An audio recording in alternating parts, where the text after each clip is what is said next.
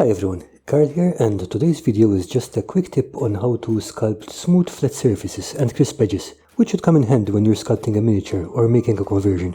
I'm using milliput here, but most of this stuff should work equally well with green stuff. Let's start with the obvious and try to sculpt surfaces as smooth as possible in the first place. Get some water on your putty, then use that tool to spread it out as smoothly as possible.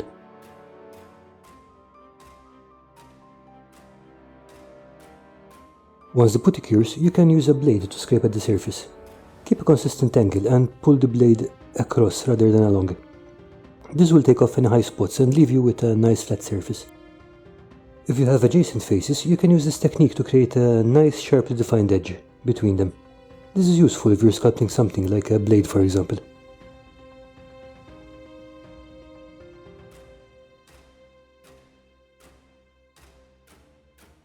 You can use the same trick to do the exact opposite and soften edges by running the blade along an edge or gently changing your angle as you do several passes.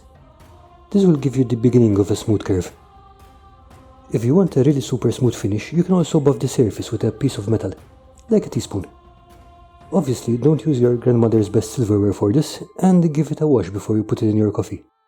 However, even an ugly old teaspoon should give you the extra smoothness if you want it. And that's it for this video. I will be working on the same miniature for the next few days, and I'm still not sure if I'm going to drop a few short videos or a honking big one about it.